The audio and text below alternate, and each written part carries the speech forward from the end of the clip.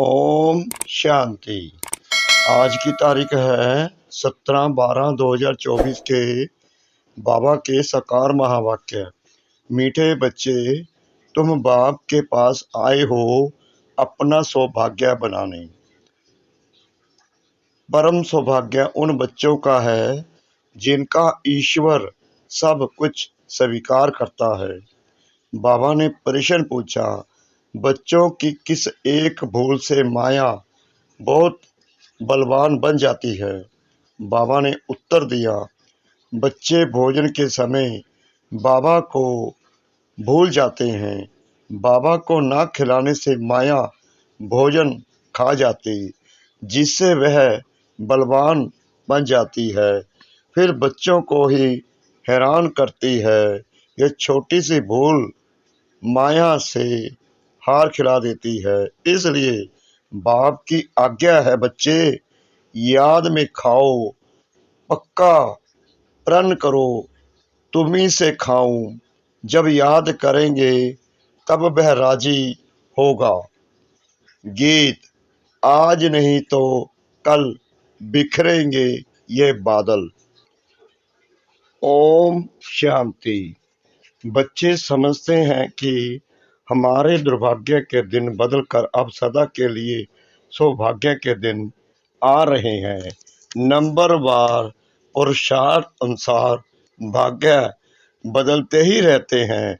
School में भी भाग्य बदलते रहते हैं ना, अर्थात ऊंच होते जाते हैं। तुम अच्छी रीति जानते हो, अब यह रात खत्म होने वाली है। अब भाग्य बदल रहा है, ज्ञान की वर्षा होती रहती है। सेंसिबल बच्चे समझते हैं, बरोबर दुर्भाग्य से हम सौभाग्यशाली बन रहे हैं, अर्थात स्वर्ग के मालिक बन रहे हैं। नंबरवार पुरुषार्थ अनुसार हम अपना दुर्भाग्य से सौभाग्य बना रहे हैं। अब रात से दिन हो रहा है, यह तुम बच्चों बिगर कोई को पता नहीं है। बाबा गुप्त है तो उनकी बातें भी गुप्त हैं। भल मनुष्यों ने बैठकर सहज राजयोग और सहज ज्ञान की बातें शास्त्रों में लिखी हैं, परंतु जिन्होंने लिखा वह तो मर गए।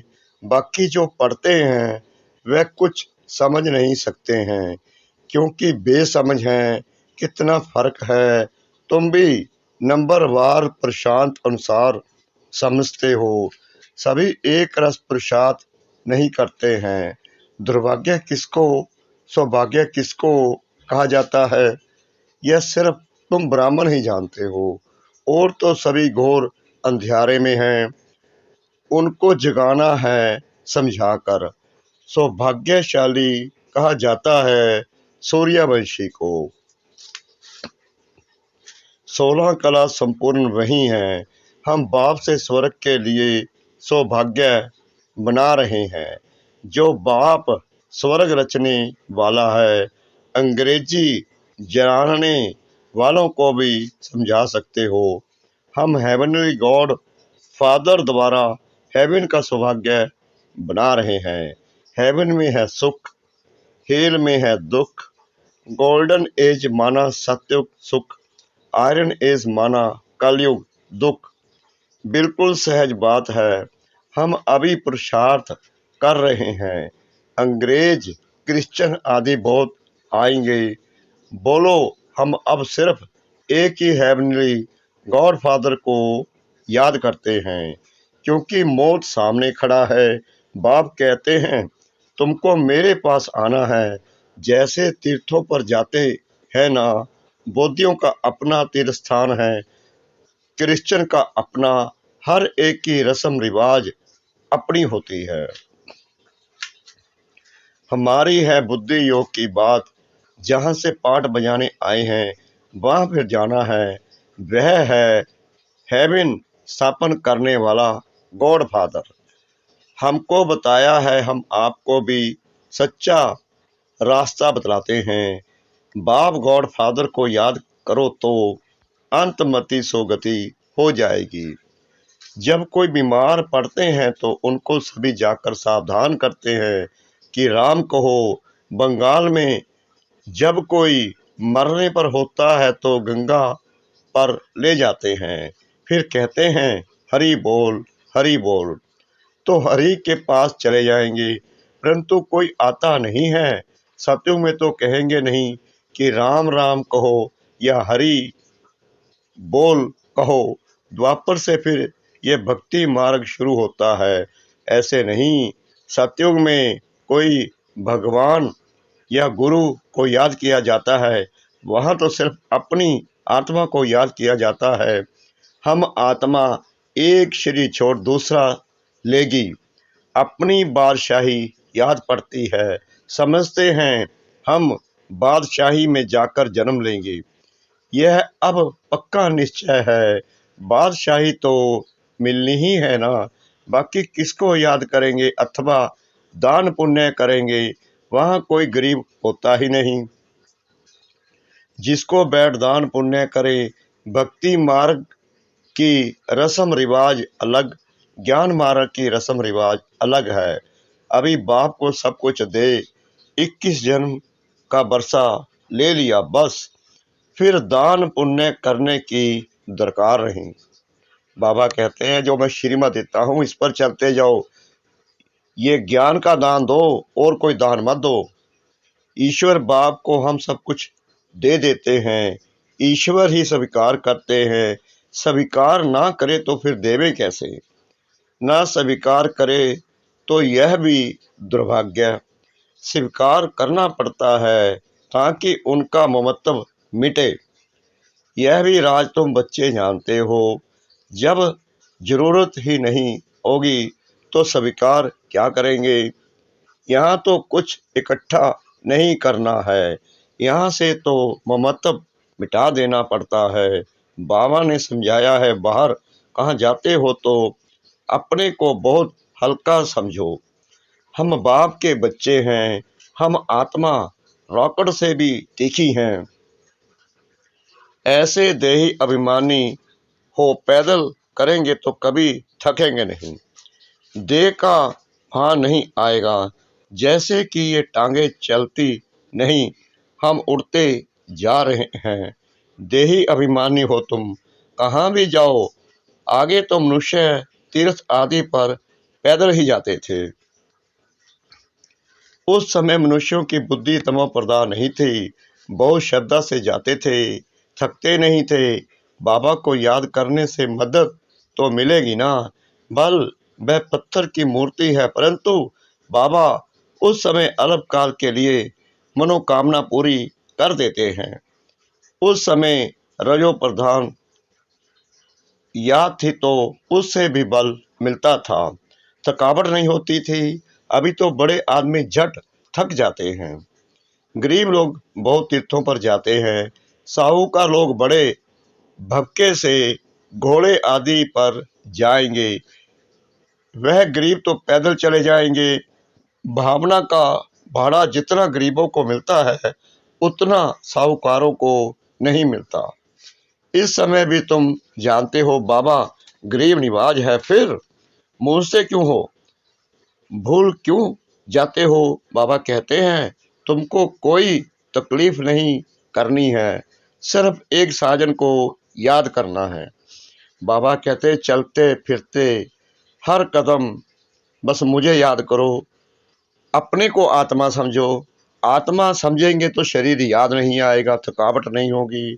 सिर्फ एक साजन को याद करना है। तुम सभी सज्जनियां हो तो साजन को याद करना पड़े। उस साजन को भोग लगाने के बिना खाने में लज्जा नहीं आती। वह साजन भी है, बाप भी है। कहते हैं मुझे तुम नहीं खिलाएंगे, तुमको तो हमें खिलाना चाहिए ना। देखो बाबा युक्तियां बतलाते हैं, तुम बाप अथवा साजन मानते हो ना, जो खिलाता है पहले तो उनको खिलाना चाहिए। बाबा कहते हैं हमको भोग लगाकर हमारी याद में खाओ, इसमें बड़ी मेहनत है। बाबा बार बार समझाते हैं, बाबा को याद जरूर करना है। बाबा खुद भी बार बार पुरुषार्थ करते रहते हैं। तुम कुमारियों के लिए तो बहुत सहज है, तुम सीढ़ी चढ़ी ही नहीं हो। कन्या की तो साजन के साथ सगाई होती ही है, तो ऐसे साजन को याद कर भोजन खाना चाहिए। उनको हम याद करते हैं और वह हमारे पास आ जाते हैं। याद करेंगे तो वासना लेंगे, तो ऐसी ऐसी बातें करनी चाहिए। बाबा के साथ तुम्हारी यह प्रैक्टिस होगी, रात को जागने से अभ्यास पड़ जाएगा, तो फिर दिन में भी याद रहेगी। भोजन पर भी याद करना चाहिए। साजन के साथ तुम्हारी सगाई हुई है, तुम ही से खाऊं, ये पक्का प्रण करना है। जब याद करेंगे तभी तो वह खाएंगे ना। उनको तो वासना ही मिलनी है, क्योंकि उनको अपना शरीर तो नहीं है। कुमारियों के लिए तो बहुत सहज है, इनको जास्ती फैसिलिटीज यानी कि सहूलतें हैं। शिव बाबा हमारा सलोना साजन कितना मीठा है। आधा कल्प हमने आपको याद किया है, अभी आप आकर मिले हो। हम जो खाते हैं आप भी खाओ, ऐसे नहीं, एक बार याद किया बस, फिर तुम खुद खाते जाओ। उनको खिलाना भूल जाओ, उनको भूलने से उनको मिलेगा नहीं। चीजें तो बहुत खाते हो, खिचड़ी खाएंगे, आम खाएंगे, मिठाई खाएंगे, ऐसे थोड़ी शुरू में याद किया खलास, फिर और चीजें वे कैसे खाएंगे। साजन नहीं खाएंगे तो माया बीच में खा जाएगी, उनको खाने नहीं देगी। हम देखते हैं माया खा जाती है तो वह बलवान बन जाती है और तुमको हराती रहती है। बाबा युक्तियां सब बतलाते हैं। बाबा को याद करो तो बाप अथवा साजन बहुत राजी होगा। कहते हो बाबा तुम ही से बैठूं, तुम ही से खाऊं। हम आपको याद कर खाते हैं, ज्ञान से जानते हैं आप तो भाषणा ही लेंगे। यह तो लोन का शरीर है, याद करने से वह आते हैं। सारा मदार तुम्हारी याद पर है, इसको योग कहा जाता है। योग में मेहनत है, सन्यासी उदासी ऐसे कभी नहीं कहेंगे। तुमको अगर पुरुषार्थ करना है तो बाबा की श्रीमत को नोट करो, पूरा पुरुषार्थ करो। बाबा अपना अनुभव बतलाते हैं, कहते हैं जैसे कर्म मैं करता हूँ तुम भी करो, वही कर्म मैं तुमको सिखलाता हूँ। बाबा को तो कर्म नहीं करना है, सतयुग में कर्म कूटते नहीं। बाबा बहुत सहज बातें बताते हैं, तुम्ही से बैठूं सुनूं, तुम्ही से खाऊं। यह तुम्हारा ही गायन है, साजन के रूप में व बाप के रूप में याद करो।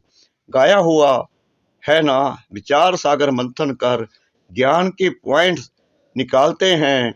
इस प्रैक्टिस से विक्रम भी विनाश होंगे, तंदुरुस्त भी बनेंगे। जो पुरुषार्थ करेंगे उनको फायदा होगा, जो नहीं करेंगे उनको नुकसान होगा। सारी दुनिया तो स्वर्ग का मालिक नहीं बनती है, यह भी हिसाब किताब है। बाबा बहुत अच्छी रीति समझाते हैं। गीत तो सुना बरोबर, हम यात्रा पर चल रहे हैं। यात्रा पर भोजन आदि तो खाना ही पड़ता है। सजनी साजन के साथ, बच्चा बाप के साथ खाएंगे। यहाँ भी ऐसे है, तुम्हारी साजन के साथ जितनी लगन होगी उतना खुशी का पारा चढ़ेगा। निश्चय बुद्धि विजंती होते जाएंगे। योग माना दौड़ी, यह बुद्धि योग की दौड़ी है। हम स्टूडेंट्स हैं, टीचर हमको दौड़ना सिखलाते हैं। बाप कहते हैं ऐसे नहीं समझो कि दिन में सिर्फ कर्म ही करना है। कछुए मिसल कर्म कर फिर याद में बैठ जाओ। भमरी सारा दिन भूं भूं करती है, फिर कोई उड़ जाते कोई मर जाते, वह तो एक दृष्टांत है। यहाँ तुम भूं भूं कर आप समान बनाते हो, उसमें कोई का तो बहुत लाभ रहता है, कोई सड़ जाते हैं, कोई अधूरे रह जाते हैं, भगंती हो जाते हैं, फिर जाकर कीड़ा बनते हैं। तो यह भू भू करना बहुत सहज है। मनुष्य से देवता किए करतना लागी बार, अभी हम योग लगा रहे हैं, देवता बनने का पुरुषार्थ कर रहे हैं। यही ज्ञान गीता में था। वह मनुष्य से देवता बनाकर गए थे। सतयुग में तो सब देवताएं थे, जरूर उनको संगम युग पर ही आकर देवता बनाया होगा। वहां तो देवता बनने का योग नहीं सिखलाएंगे। सतयुग आदि में देवी देवता धर्म था और कलयुग अंत में है असुरी धर्म। यह बात सिर्फ गीता में ही लिखी हुई है। मनुष्य को देवता बनाने में देरी नहीं लगती है, क्योंकि एम ऑब्जेक्ट बता देते हैं। वहाँ सारी दुनिया में एक धर्म होगा। दुनिया तो सारी होगी ना, ऐसे नहीं चीन यूरोप नहीं होंगे परंतु वहाँ मनुष्य नहीं होंगे, सिर्फ देवता धर्म वाले होंगे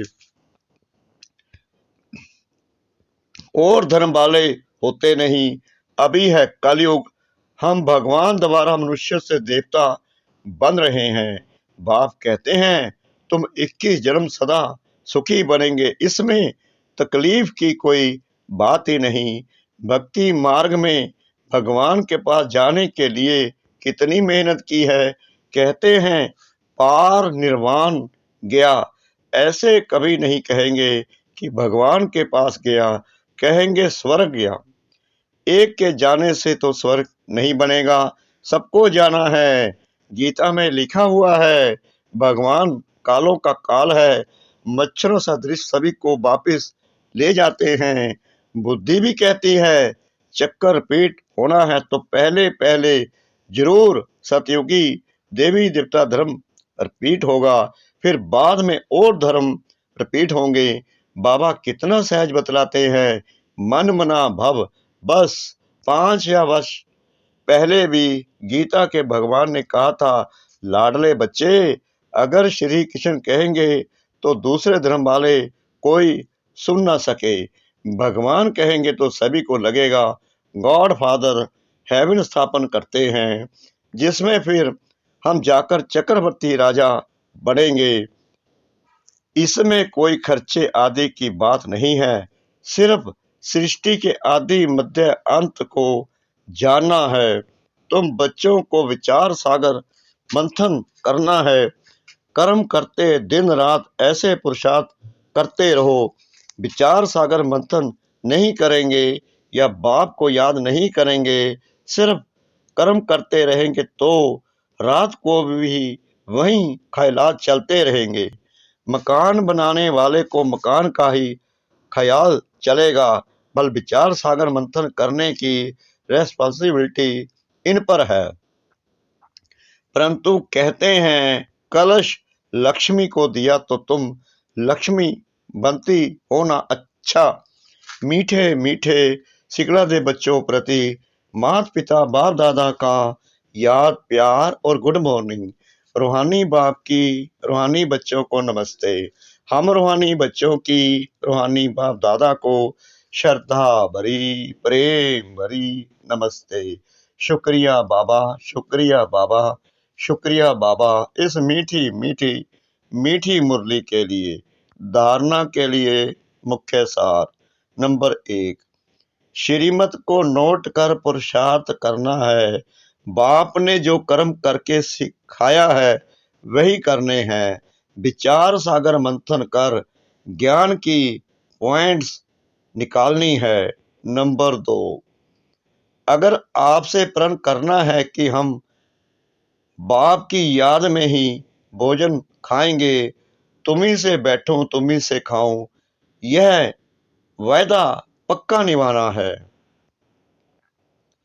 वरदान सतगुरु परम पिता परमात्मा जी का।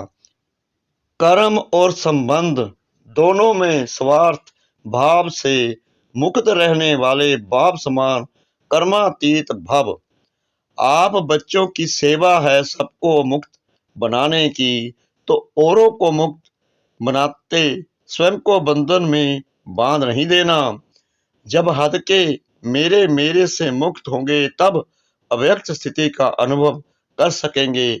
जो बच्चे लौकिक और अलौकिक कर्म और संबंध दोनों में स्वार्थ भाव से मुक्त हैं, वही बाप समान कर्मातीत स्थिति का अनुभव कर सकते हैं। तो चेक करो कहाँ तक कर्मों के बंधन से न्यारे बने हैं। व्यर्थ सब भाव संस्कार के वश होने से मुक्त स्लोगन जो सरल चित और सहज स्वभाव वाले हैं, वही सहज योगी भोलानाथ के प्रिय हैं। जो सरल चित और सहज स्वभाव वाले हैं, वही सहज योगी भोलानाथ के प्रिय हैं। ओम शांति।